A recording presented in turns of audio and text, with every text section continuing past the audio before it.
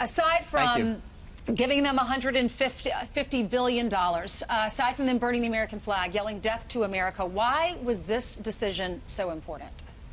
Well, look, it's no surprise Iran doesn't want to change anything in the existing Iran nuclear deal. Why should they? They got a wonderful deal from their perspective. In fact, their only regret, I think, is they didn't ask Obama and Kerry for more, because they probably would have gotten it. That's why the president focused on why the deal was fundamentally flawed in his remarks yesterday. And because of that, it was not in America's strategic interest to enter the deal, and it was not in our strategic interest to stay in the deal. So we're out of it. We're going to reimpose sanctions to the maximum extent possible. We're going to work with our European allies. We're going to go after other objectionable aspects of Iran's behavior. We're going to try and reduce this threat in the region and around the world. Well, sir, if you hear, you probably saw some of the reaction from Democrats who think a little bit differently about what the deal used to represent and what this move means now. Here's what a few Democrats said yesterday. We're going to put it up on our screen. Barack Obama, former president, said it risks eroding America's credibility. Nancy Pelosi said it endangers global security and defies comprehension. And, of course, John Kerry, who is going behind this administration's back and talking to other countries, says it breaks America's word. A lot of them said it makes a nuclear Iran more likely. What do you say to these critics? I think they're 180 degrees wrong. I think this deal was giving Iran cover to get to the objective it's been pursuing for decades, which is deliverable nuclear weapons. This deal was badly negotiated. It was conceived with a wrong view of its consequences for the United States and Iran. I mean, really, it rested on the notion that if we could just resolve the nuclear problem, Iran's behavior would change for the better. Exactly the opposite has taken place. Iran's behavior has gotten worse. It's been more belligerent, more supportive of terrorism, as we can see from what they're doing right now in Iraq and Syria. Well, right now we have heard, and we're not going to ask you to comment on it because I know you don't want to get in front of the president, but Mike Pompeo is in North Korea. And it is expected he's going to be traveling back very shortly. Could have some surprises there.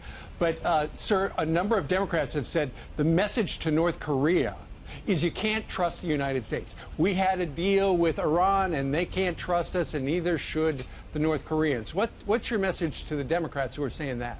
Well, they're completely wrong. We had a rotten deal with Iran, and just as George W. Bush withdrew from the 1972 ABM treaty because it was not in America's strategic interest, that's what the president has done here. I think it sends a very important message to North Korea that we're not in these negotiations with them just to get a deal. We're going to get the right deal. And with respect to North Korea, we're going to ask that they do what they agreed to do over 25 years ago, which is not only not pursue nuclear weapons, but give up uranium enrichment and plutonium reprocessing, the back end and the front end of the nuclear fuel cycle.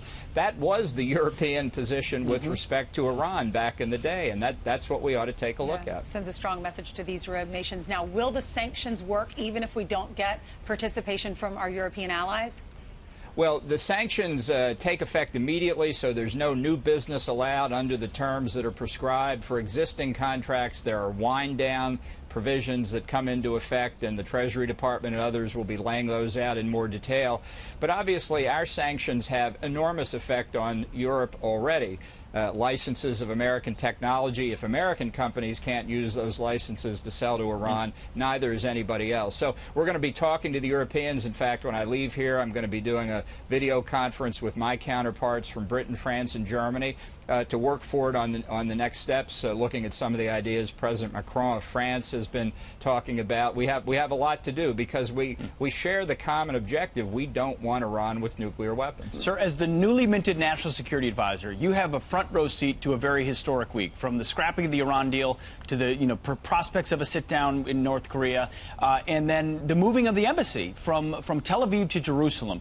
What is it about, if you've watched this president, what is the Trump doctrine? What is it about this approach that has created these opportunities and changes? Well, I think the president follows the advice of Harry Truman and Dean Acheson, that he negotiates from positions of strength and not positions of weakness.